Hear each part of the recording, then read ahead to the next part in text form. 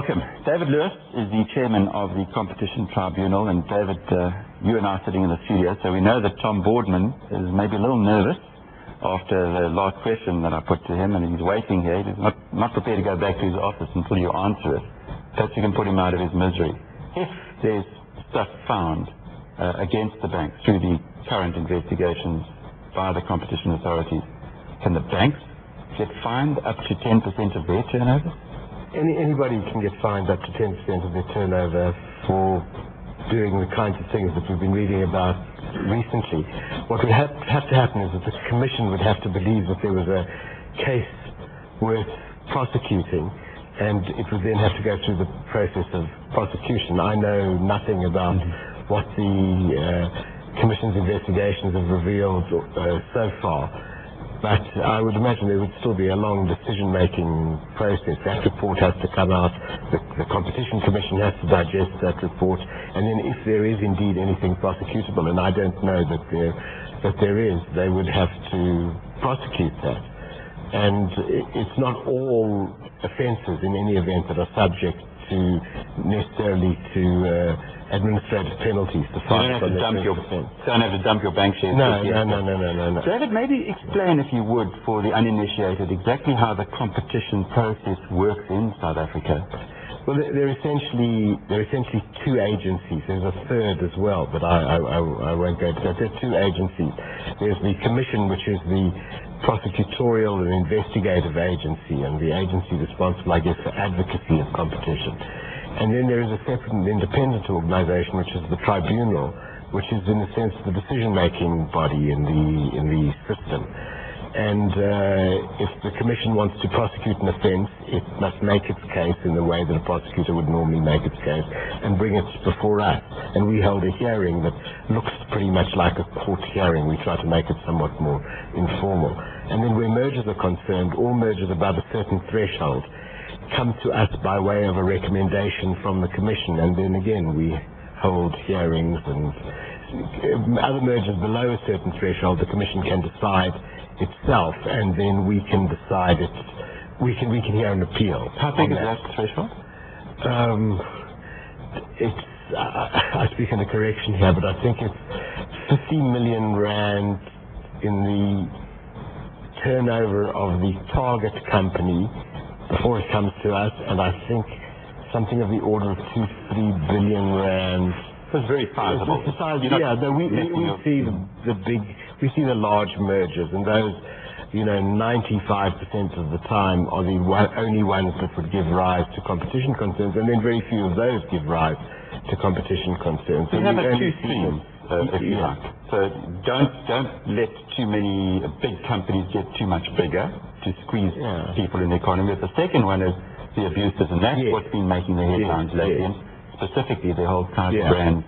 That's right. There are two opinions in the business community at the moment. The one opinion that says the chief executive of Tiger Brands must go. The other opinion says, well, he didn't have a clue of finding out or knowing what was happening there, so he should stay.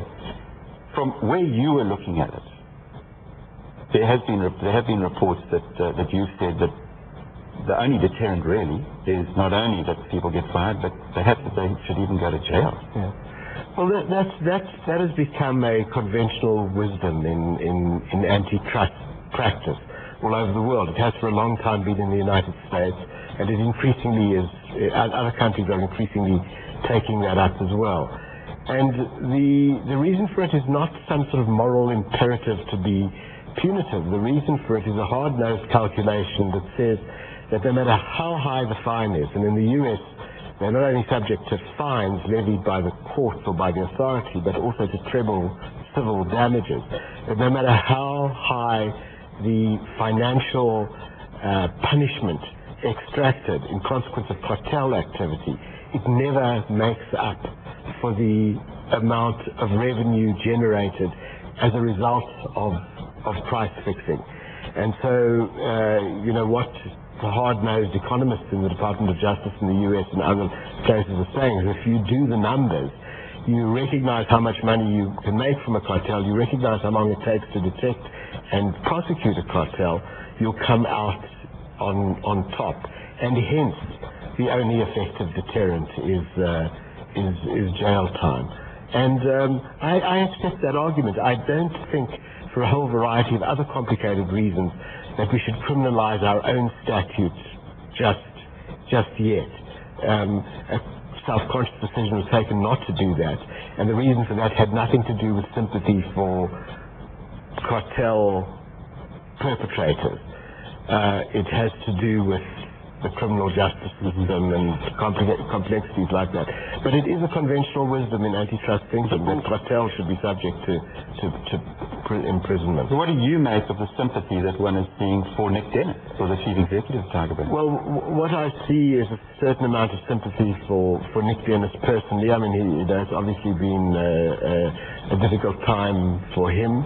But what I see, and I see to a degree that I found interesting, a large amount of public outrage at the idea that bread prices are fixed. I mean, in fact, I see that a lot more strongly. Nick Dennis has said that he knew nothing of this cartel. I have said, and I'm on record in the hearing at which we confirmed the consent order, as saying that we don't have the power to investigate that, and nobody's about to go out on a witch hunt, I think, around that. But it is odd that in a commodity as important as bread, both as important to the country and important to Tiger, that there should not have been any discussion of the pricing strategy at the highest level of the organization. And also, I did ask Mr. Dennis that there was not only a price-fixing conspiracy here, there was also an agreement, at least this is what the report that Tiger itself commissioned revealed, to shut down certain bakeries and maintain others open with the competitors. Now, that happened on a fairly large scale over a number of years. Now, I do find it a little odd that decisions like that are not known at the highest levels, that the reasons for them are not known at the highest levels. But Nick Dennis said he thought they were just part of a strategy to close down rural banks. And again, I have no reason to want to dispute that. But what I do know is that boards and senior executives are going to have to start watching this kind of stuff very carefully, and they're going to be held responsible for it, whether they did it personally or didn't. You fired some big warning shots here, and there's no question that many people are now taking notice. I think so, and I think that, and I'm pleased about that. I mean, I think that the Commission's corporate leniency program has been shown to be working, and I think people will sit up and take notice. And, you know, what really pleases me is that I think this whole unfortunate business has taken the competition authorities out of the realm of arcane legal cases and difficult decisions onto the kitchen table, so to speak. You know, and people are now realizing this is not some sort of victimless statutory offense that we're pursuing. It's something that affects people in their everyday lives. And I have no doubt that that's what the reason for the outrage was. And I have no doubt that South Africa has a long history of this kind of thing. I mean, Nick Dennis himself said that, look, until 12 years ago, we were a regulated industry. This was practice. And, you know, I have understanding for that. Old practices die hard. But the fact is that they do need to die. They do definitely need to die.